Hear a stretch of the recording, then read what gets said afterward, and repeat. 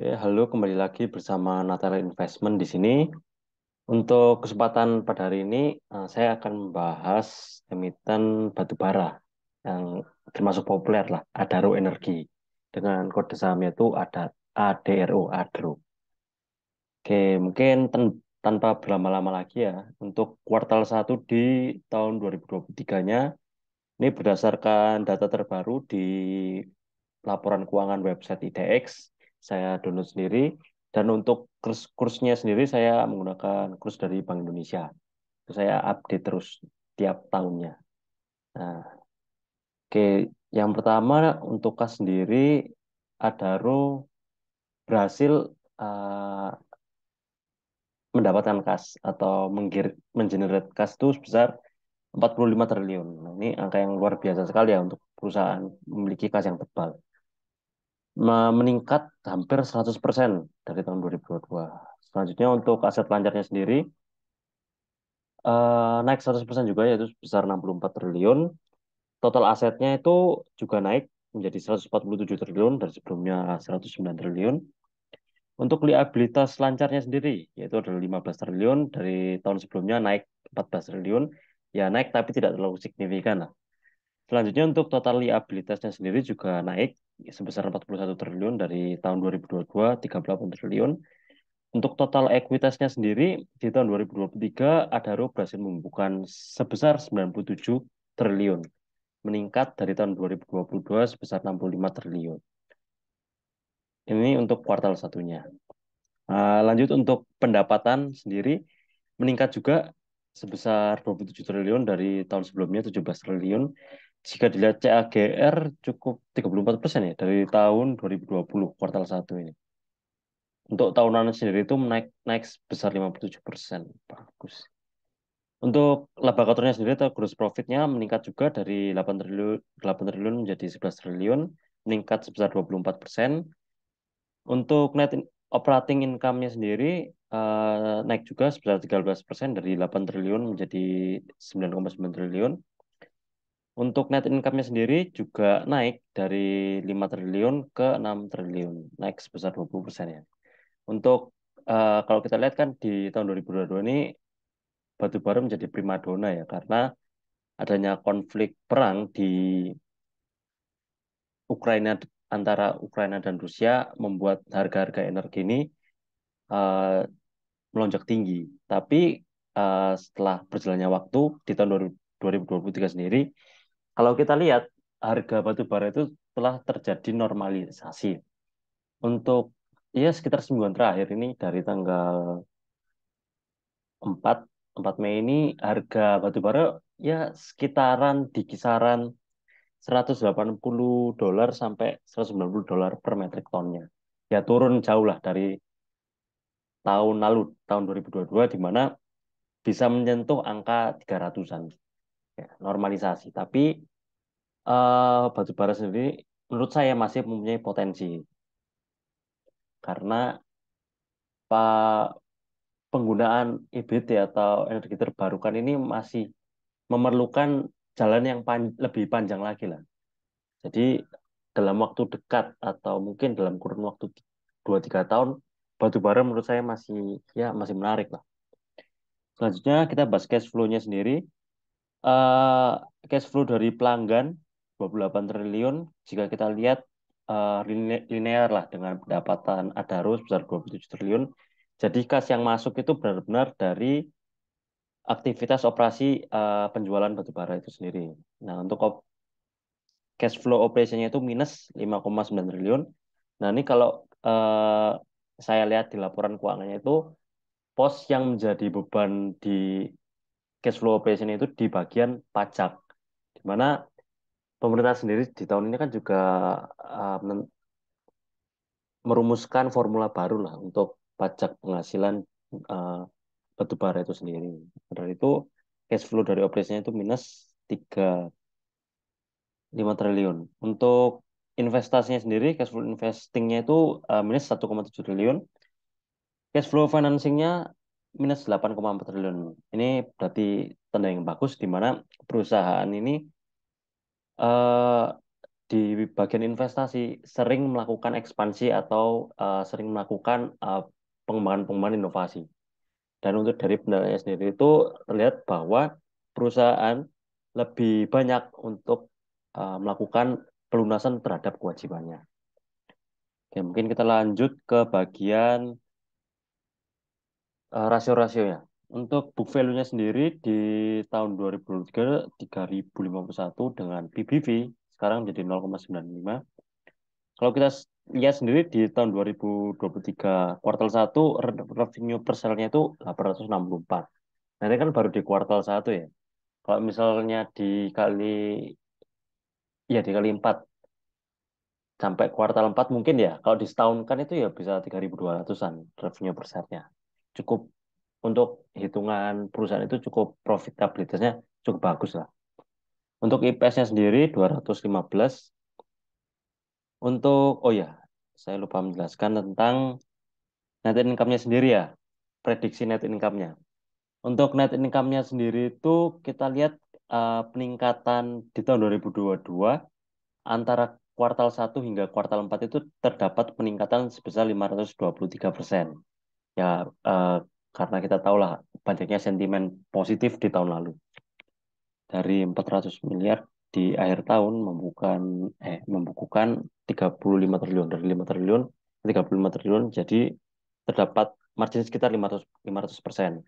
Nah, saya menggunakan angka yang konservatif saja, di mana saya hanya menggunakan angka peningkatan sebesar 400%, jauh di bawah antara tahun 2021 dan 2022. Jadi ini saya kalikan dikali 5, yaitu menjadi 34 triliun. Dan jika laba Adaro ini disetahunkan, membukukan laba sebesar 27 triliun. Oke. Nah, berarti untuk IPS tahunannya sendiri, jika menggunakan asumsi peningkatan sebesar 400% itu membukukan IPS sebesar 1000,77, dan jika menggunakan asumsi laba disetahunkan 861. Untuk gross profit marginnya sendiri itu 40%, OPM 35%, dan NPM 25%. Ya, walaupun kita lihat terdapat penurunan dari tahun sebelumnya, tapi jika perusahaan dapat mengenerate margin di atas at least 20% lah, itu berarti perusahaan yang sangat efisien sekali lah dalam menggunakan sumber daya yang mereka miliki. Untuk ROE-nya sendiri di kuartal 1 7%, ROA 4%. Nah, ini mungkin jika disetahunkan itu 7% kali 4, 28%. Untuk ROA-nya sendiri 4% kali 4 berarti 16%-an lah. Berarti ini juga bagus, di mana perusahaan yang menurut saya bisa mengenerate ROE di atas 15% itu berarti perusahaan itu cukup efisien lah. Oke, lanjut ke rasio likuiditasnya. Untuk DER, DER, debt to equity ratio-nya itu 0,4. Ini bagus sekali ya. Bisa aman lah terhadap risiko kebangkrutan. Untuk current ratio-nya sendiri 4,27. Ini berarti tebal sekali ya untuk aset lancarnya. Bisa kita lihat di sini aset lancarnya. Oke, aset lancarnya 4 triliun, liabilitas lancar 64 triliun, liabilitas lancarnya 15 triliun. Ini sangat jauh lah dari risiko yang namanya risiko kebangkrutan. Dan untuk cash rasionya 3. Wah, berarti ini ibarat Adaro bisa membayar seluruh hutangnya menggunakan kas saja. Mana kasnya kita lihat 45 triliun, liabilitasnya 41 triliun. Nah, seperti itu. Untuk PI-nya sendiri di kuartal 1 ini 13,5. Jika PI rasio disetahunkan, eh, PI rasio setahun dengan asumsi kenaikan yang 400% ini, ya yang benar ya. Ya, yang 400% itu PI rasio tahunannya itu 2,7. Jika menggunakan PI rasio apa IPS yang disetahunkan itu 3,43, which is good ya, karena PI rasio suatu perusahaan jika di bawah 10 itu menunjukkan bahwa perusahaan itu bisa dikategorikan lah under value. Tapi tidak bisa kita uh, telan mentah-mentah itu. Kayak mungkin untuk dividennya selanjutnya ini yang dividen hunter ya, karena kan batu bara itu juga terkenal sebagai dividen royal ya. Tahun 2020 66, DPR 34%, 2021 50%, 2022 ini belum final ya, ini masih interim ya, 251 ini. Yang finalnya itu nanti Juni kalau nggak salah, 22%. Berarti kalau bisa kita lihat ya, mungkin kemungkinan tuh Adaro itu biasa membagikan dividen eh, 40 sampai 50% dari total IPS-nya. Nah, mungkin kalau misalnya menggunakan asumsi 50% lah dari laba laba ini, laba asumsi yang 400% itu 538 dengan yield-nya 18%. Bagus ya. Bagus. Oke, mungkin lanjutnya saya melakukan estimasi lah, prediksi terkait harga wajar dari Adaro ini sendiri. Kita menggunakan asumsi growth-nya, ini kan pendapatannya 34% kan. Ya kalau kita lihat di sini, pendapatan dari Adaro di tahun 2021 sampai 2023 kan kenaikannya gila-gilaan kan. 76%, 57%. Mungkin saya agak konservatif aja ya, mengikuti CAGR-nya itu 34%.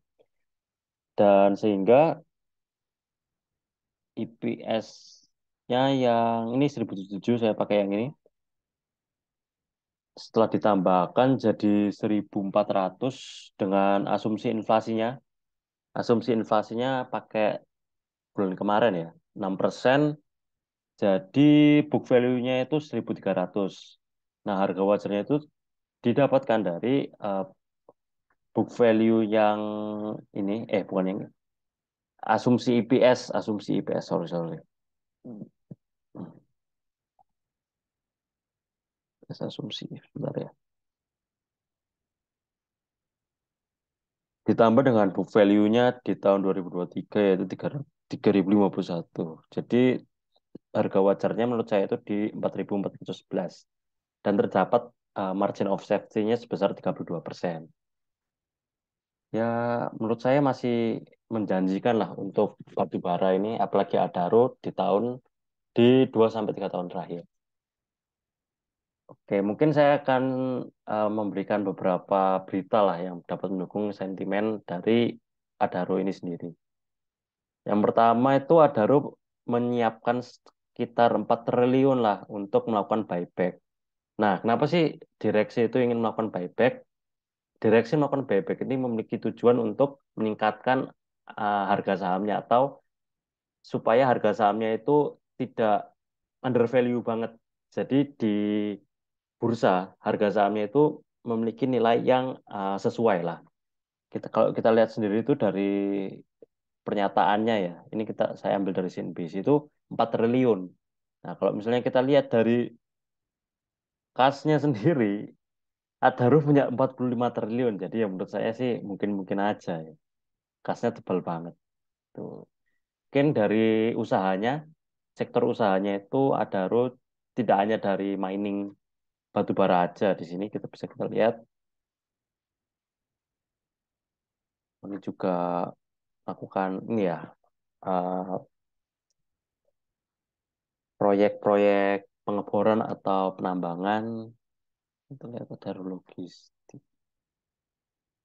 Ya mungkin bisa dilihat sendiri ya di websitenya Adaro. Nah, jadi Adaro ini tidak cuma melakukan penjualan batu bara saja. Oke. Mungkin secara kesimpulan ya, menurut saya Adaro ini masih menarik lah dalam waktu setahun 2 tahun lagi. Apalagi masih ada sentimen dari buybacknya direksi Adaro itu sendiri. Dan kalau kita lihat kan Adaro ini terus berkembang, di mana dia juga mengikuti perkembangan zaman, di mana negara-negara ini ingin beralih ke energi terbarukan. Di mana kan kita tahu kalau Adaro ini juga memiliki apa sektor usaha di bagian nikel ya, yaitu ADMR itu sendiri kan. Bukan di nikel. Bentar sih. Nah,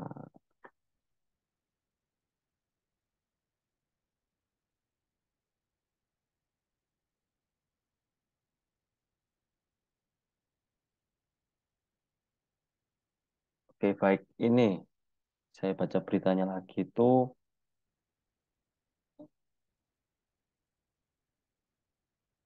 Oh iya, iya. Ding, ding, ding. Ya, tidak hanya untuk PLTA dan PLTB.